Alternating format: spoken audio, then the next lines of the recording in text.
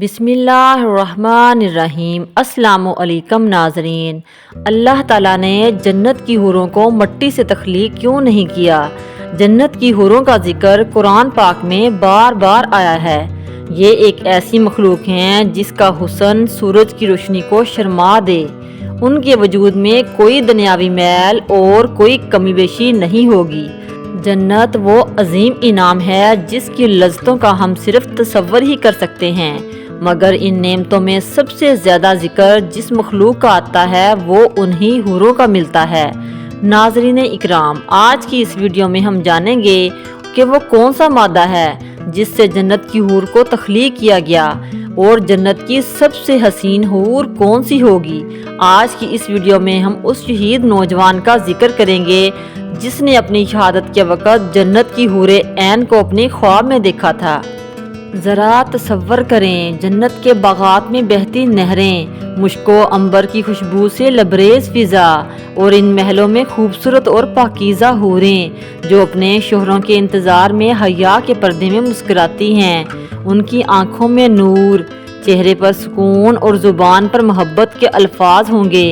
اللہ تعالیٰ قرآن مجید میں یوں ارشاد فرماتے ہیں، اور وہاں بڑی بڑی آنکھوں والی حوریں ہوں گی جو ایسی ہوں گی جیسے پوشیدہ موتی ہوں۔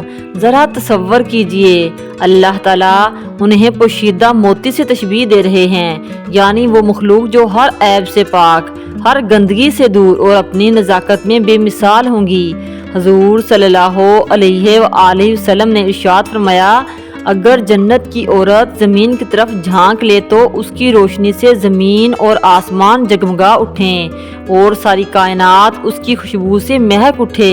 جنت میں اللہ تعالیٰ نے اہل ایمان کے لیے ایک ایسی حور رکھی ہے جس کا نام عینہ مرثیہ ہے۔ یہ وہ حور ہے جس کے حسن و جمال کی مثال نہ دنیا میں دی جا سکتی ہے اور نہ ہی الفاظ میں بیان کی جا سکتی ہے۔ اللہ تعالیٰ نے اسے خاص نور سے پیدا کیا ہے اور اس کے وجود میں ایسی دلکشی، لطافت اور ایسا حسن و جمال کہ اگر دنیا کی طرف جھانک لے تو ساری کائنات خوشبو سے معطر ہو جائے۔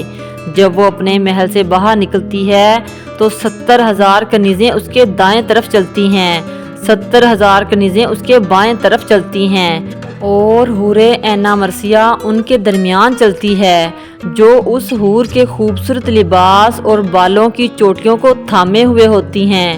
جب وہ چلتی ہے تو جنت کی فضا میں خوشبو پھیل جاتی ہے۔ اس کی آنکھیں ایسی ہیں جیسے چمکتے ہوئے ہیرے موتی۔ جب وہ چلتی ہے تو اس کے بالوں سے نور کی لہریں نکلتی ہیں۔ اس کا لباس روشنی اور رنگوں کا مجموعہ جس پر زمرد، یاقوت اور خوبصورت موتی جڑے ہوئے ہوتے ہیں جو ایسے چمکدار ہیں جو سورج کی روشنی کو بھی ماند کر دیں۔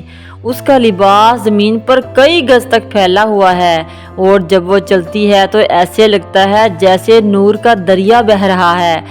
اس کے سر کا وہ عظیم الشان تاج جو موتیوں اور نیلم کے نگینوں سے سجا ہوا ہے، یہ تاج صرف ایک زیور نہیں بلکہ اللہ تعالیٰ کی عطا کا نشان ہے۔ اس کی آواز ایسی ہے کہ اگر کوئی مخلوق گفتگو سن لے تو مدہوش ہو جائے، اور جب وہ بولتی ہے تو جنت کے پرندے بھی خاموش ہو جاتے ہیں تاکہ اس کی آواز کو سن سکیں۔ ایک موقع پر حضور صلی اللہ علیہ وآلہ وسلم نے حضرت جبرائیل علیہ السلام سے پوچھا کہ بتاؤ اللہ تعالیٰ حور کو کس طرح تخلیق فرماتے ہیں؟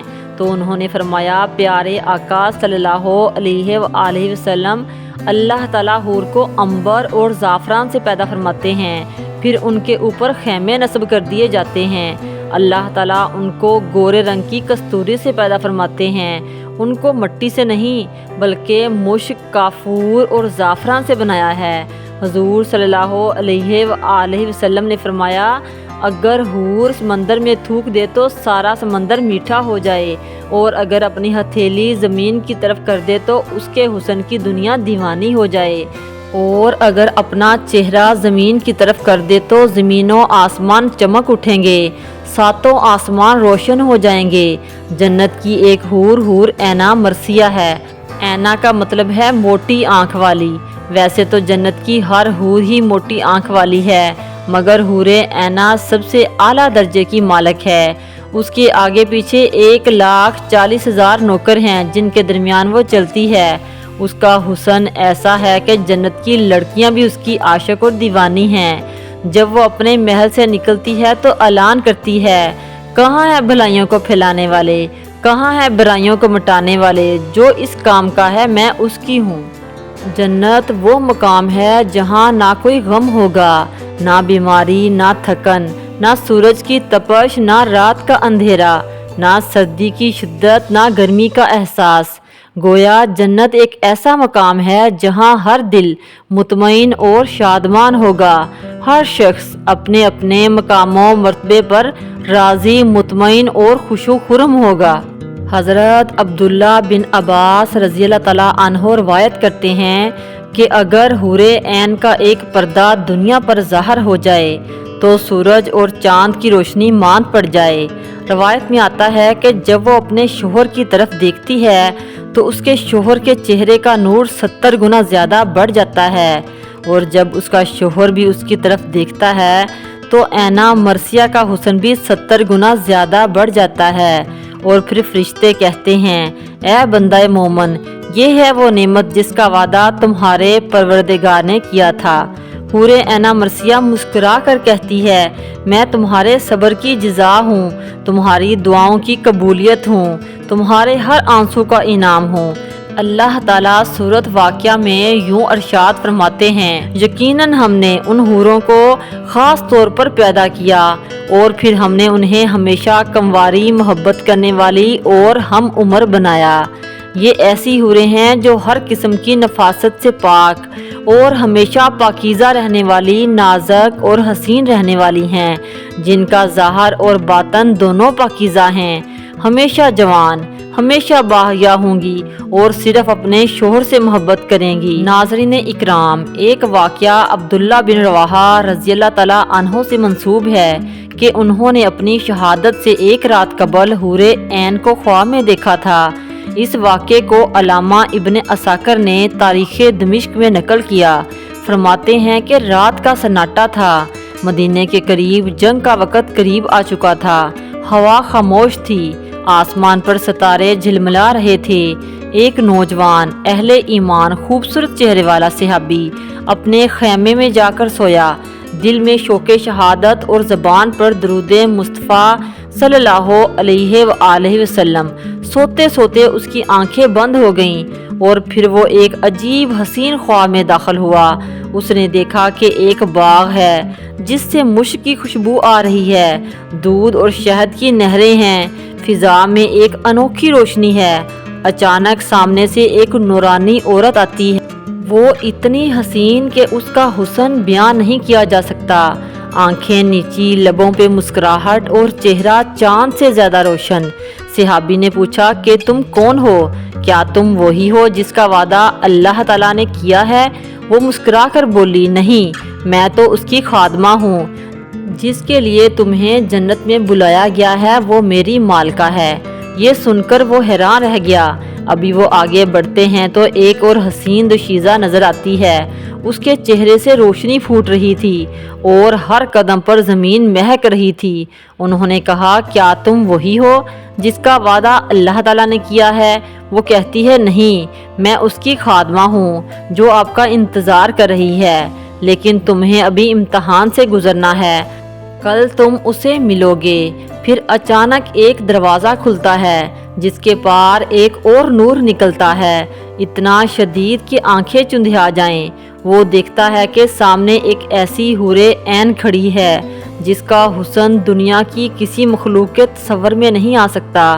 اس کے چہرے پر نور اور بالوں سے مشک کی خوشبو اور نگاہوں میں وہ چمک جو روح تک کو سرشار کر دے۔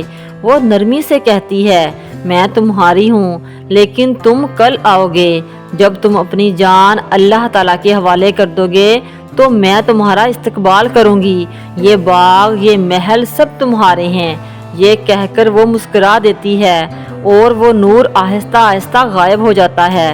اچانک آنکھ کھلتی ہے اور وہ پسینے میں تر مگر چہرے پر سکون۔ اسی طرح رات گزر گئی۔ صبح جہاد کا وقت آتا ہے تو وہ نوجوان وضو کرتا ہے اور مسکرا کر کہتا ہے، آج میں اس وعدے کو پورا کرنے جا رہا ہوں جس کا خواب میں دیدار کر چکا ہوں۔